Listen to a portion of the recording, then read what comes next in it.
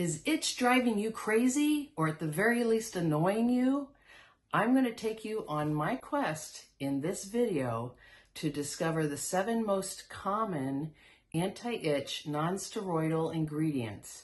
And we're going to talk about which ones are good, which ones are bad, which ones are good and bad depending on how you use them, and which ones are downright ugly or dangerous. So stay tuned. We're going to dive right in. For our very first ingredient, we go back just a few years to a medical conference that I went to where I heard the story about this next itch lotion, this itch cream actually, and they also have a serum which says scalp serum, but you can really use it anywhere on the body too. So this lotion is based on the action of strontium, which is a natural alkaline earth metal, and that strontium is an affinity for calcium signaling, so it will replace the calcium. That's like so hard to say. So the strontium will interfere with the calcium channels and the receptors necessary for itch signaling. So you should not be able to itch when you put this cream on or the serum on. It blocks that itch pathway.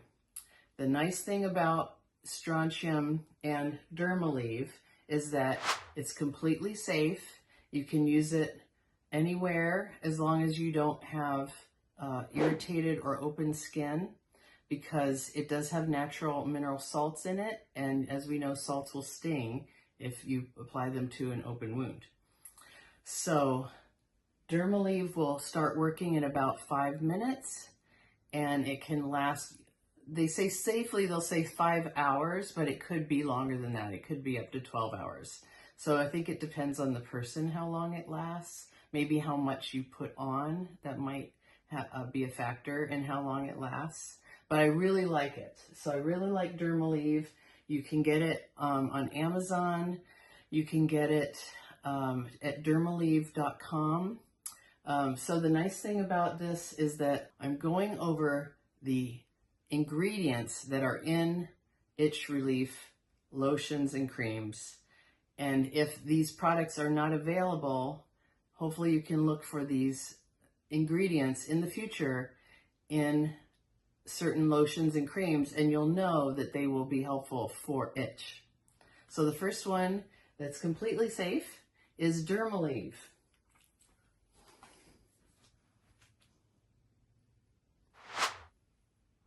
For our next ingredient, we're going to go to the kitchen. So in the kitchen, I found oatmeal. Now, oatmeal is the active ingredient in Cetaphil Eczema Restoraderm Itch Relief Gel. How's that for a long name? And this is what it looks like. So the nice thing about Cetaphil is it has a lot of moisturizers in it, and there are no salts, so you can put it on irritated skin. Now, I think the downside and the up and downside is it has this cool touch applicator, so it is metal, and it's meant to be great because you don't have to basically use your hands. You could just roll it on like that, but it's a little tricky to get it in places that you can't reach. So for Cetaphil, I also highly do recommend it. The oatmeal and the other ingredients in it are very moisturizing and restore the skin microbiome and the skin barrier, but it doesn't have any other ingredients that you would say were like I guess you can't say it's completely natural, but it mostly is just being a skin protectant, and they claim that it takes the itch away in as fast as 30 seconds, which is pretty fast. And so that is Cetaphil Eczema Restoraderm Itch Relief Gel. For this next one, I could use some menthol. That's our next ingredient, menthol. And as you probably knew, it is natural and it's in the mint family. It does induce a cold sensation, as you know from the chewing gum commercials and mint commercials.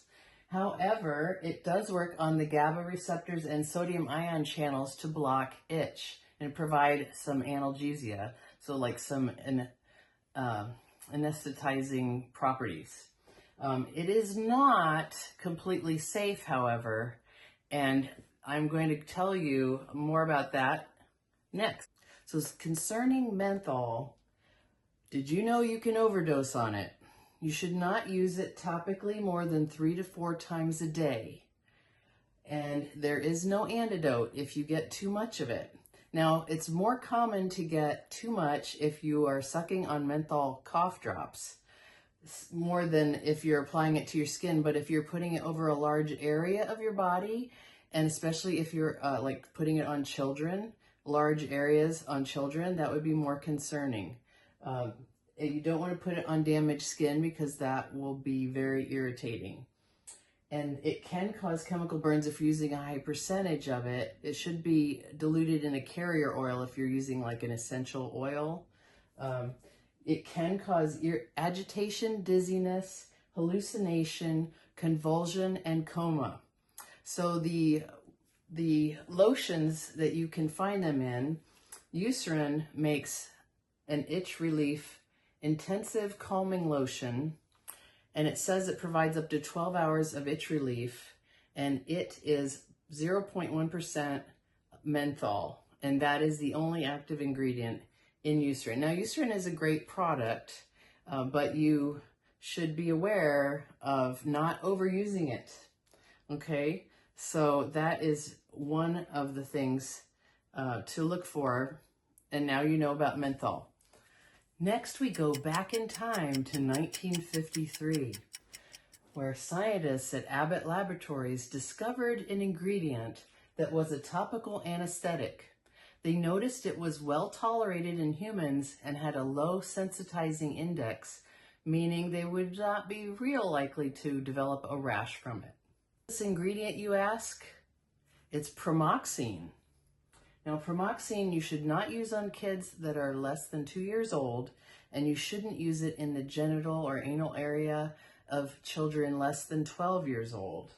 You don't want to use it on broken skin, and also you can absorb more of it if you're using it on broken skin. The itch relief is fairly quick, 3 to 5 minutes, but you can see there's some nasty side effects, and again, you don't want to use it more than 3 or 4 times a day. So side effects can include burning and stinging, and rash, which is ironic because a lot of times you're using it for a rash, dizziness, trouble breathing, swelling of the tongue and face. So an example of this ingredient product that it is in is CeraVe Itch Relief Moisturizing Lotion. And 1% pramoxine is the active ingredient in the CeraVe. But again, you don't want to use it more than 3 or 4 times a day. With only 3 more ingredients to go, you might ask, how could this get any worse? It seems kind of scary, but it does get a little scarier. So hang on just to your hats. Next, we'll travel back in time to 1943, where a chemist discovers the chemical diphenhydramine. Now, diphenhydramine may sound familiar because it is Benadryl. Now, Benadryl taken orally is very effective. It does have centrally acting side effects, so it can make you sleepy, as you probably already know. But the topical has a very unpredictable efficacy. So it could take a few hours to kick in. It may not kick in much at all. It's like not very reliable. Also, it is known for causing sensitization, and it can give you a systemic contact dermatitis, which means systemic, like you can get a rash all over. If you develop a rash from the topical Benadryl, you cannot take the oral Benadryl anymore, or you will get a rash. So this is very important information. Most people don't know this, and now you do. So side effects of the topical Benadryl or the generic diphenhydramine can include rash, hives, itching, red, swollen, or peeling skin, wheezing, tightness in chest or throat, unusual hoarseness, trouble breathing, swallowing, or talking, swelling of mouth, tongue, lips, or throat.